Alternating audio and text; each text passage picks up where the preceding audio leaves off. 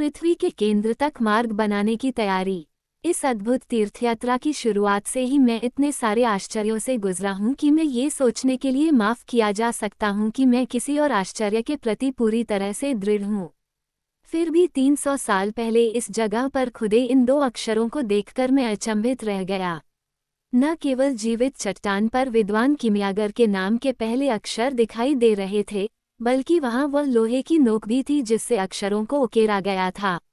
मैं अब उस अद्भुत यात्री के अस्तित्व और उसकी बेमिसाल यात्रा के तथ्य पर संदेह नहीं कर सकता था, बिना किसी संदेह के।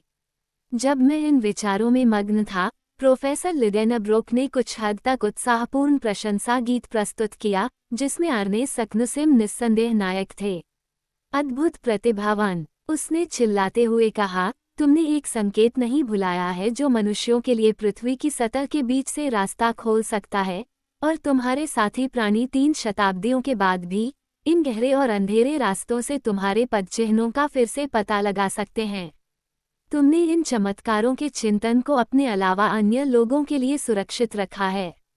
तुम्हारा नाम मंच दर मंच उकेरा गया है, जो तुम्हारे पदचिह्नों के साहसी अनुयायियों को हमारे ग्रह के केंद्र तक ले जाता है, और वहां फिर से हम तुम्हारा अपना नाम तुम्हारे ही हाथ से लिखा हुआ पाएंगे।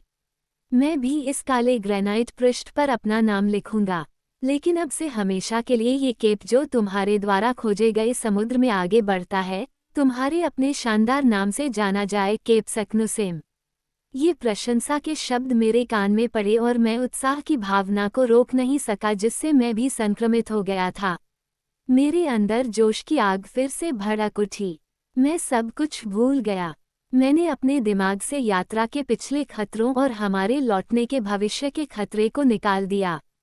मैंने सोचा कि जो किसी और ने किया था वह हम भी कर सकते हैं, और मुझे कोई भी ऐसी चीज़ असंभव नहीं लगी जो अलौकिक न हो। आगे, आगे, मैंने चिल्लाया। मैं पहले ही उस अंधेरे सुरंग में तेजी से उतर रहा था जब प्रोफेसर ने मुझे रोका। वो एक आवेगशील व्यक्ति थे। उन्होंने धैर्य और शांति की सलाह दी। चलो पहले हंस के पास लौटते हैं, उन्होंने कहा, और बेड़ा इस स्थान पर ले आते हैं।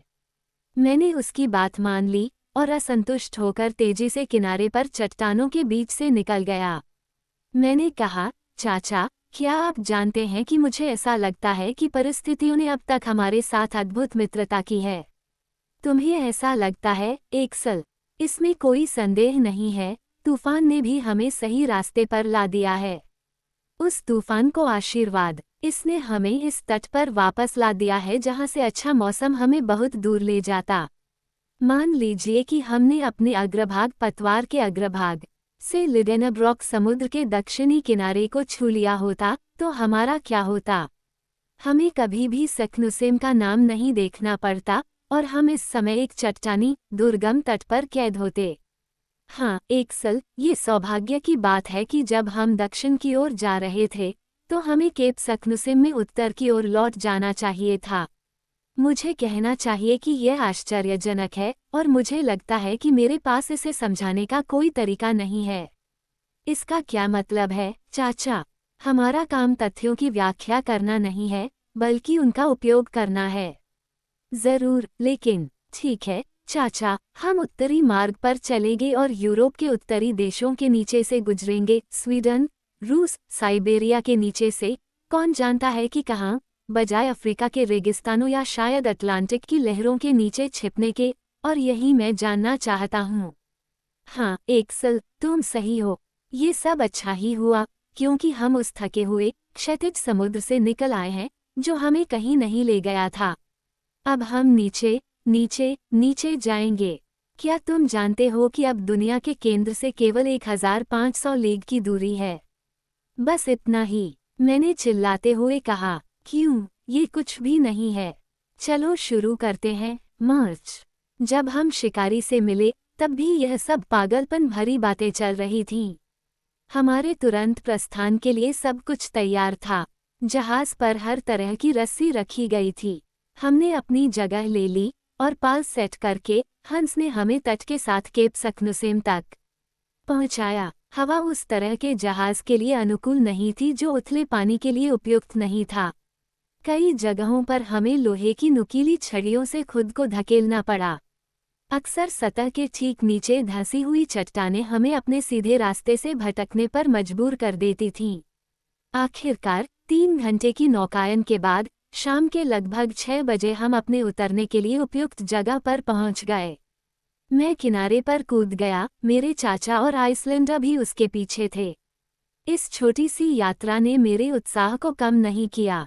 इसके विपरीत, मैंने वापसी की संभावना को रोकने के लिए हमारे जहाज को जलाने का भी प्रस्ताव रखा, लेकिन मेरे चाचा इसके लिए सहमत नहीं हुए। मुझे लगा कि वे बहुत ही उदासीन हैं। कम से कम, मैंने कहा, हमें 1 मिनट भी बर्बाद न करने दें। हाँ, हाँ, बेटा, उसने जवाब दिया, लेकिन पहले हम इस नई गैलरी की जांच करें, ये देखने के लिए कि क्या हमें अपनी सीढ़ियों की आवश्यकता होगी। मेरे चाचा ने अपने रुमकोर्फ के यंत्र को काम में लगा दिया। किनारे पर लगी हुई नाव को अकेला छोड़ दिया गया। सुरंग का मुहाना हमसे 20 गज की दूरी पर नहीं था, और हमारा दल, जिसमें मैं सबसे आगे था, बिना एक क्षण की देरी किए उस ओर चल पड़ा। छेद, जो लगभग गोल था, लगभग 5 फीट व्यास का था, अंधेरे मार्ग को जीवित चट्टान में काटा गया था और विस्फोटक पदार्थ की एक परत के साथ पंक्तिबद्ध किया गया था जो पहले इससे निकलता था। आंतरिक भाग बाहर की जमीन के साथ समतल था, ताकि हम बिना किसी कठिनाई के अंदर प्रवेश कर सकें। हम एक क्षैतिज विमान का अनुसरण कर रहे थे, जब, केवल 6 कदम अंदर, हमारे रास्ते में एक विशाल ब्लॉक ने हमारी प्रगति को बाधित कर दिया।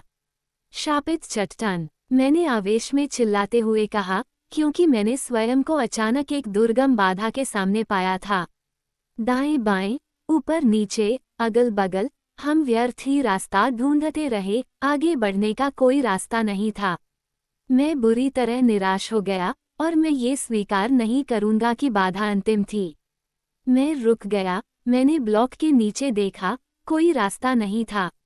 ऊपर, अभी भी ग्रेनाइट। हंस ने बाधा के हर हिस्से पर अपना लैंप व्यर्थ ही घुमाया। हमें इसे पार करने की सारी उम्मीद छोड़ देनी चाहिए। मैं निराश होकर बैठ गया।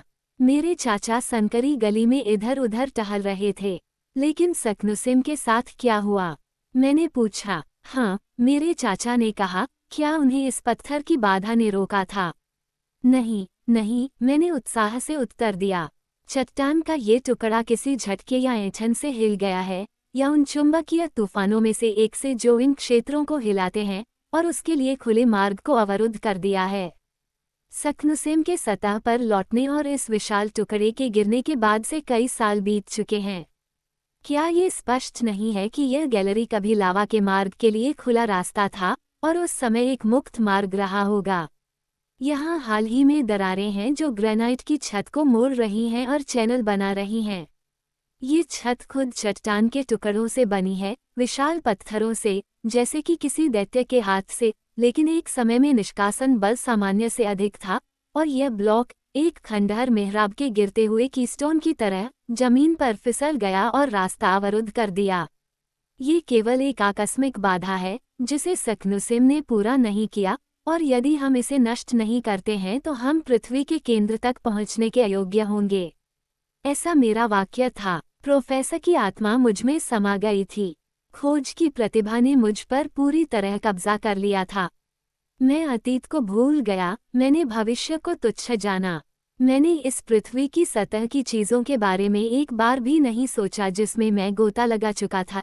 इसके शहर और इसके धूप वाले मैदान, हैम्बर्ग और कोनिग्सट्रासे, यहाँ तक कि बेचारे ग्रुबेन, जिसने हमें खोया हुआ मान लिया होगा, ये सब कुछ समय के लिए मेरी स्मृति के पन्नों से गायब हो गए थे। ठीक है, मेरे चाचा ने चिल्लाते हुए कहा, चलो हम अपनी कुदालियां लेकर रास्ता बनाते हैं। कुदाल के लिए बहुत कठिन। ठीक है, तो फिर कुदाल। इसमें हमें बहुत समय लगेगा।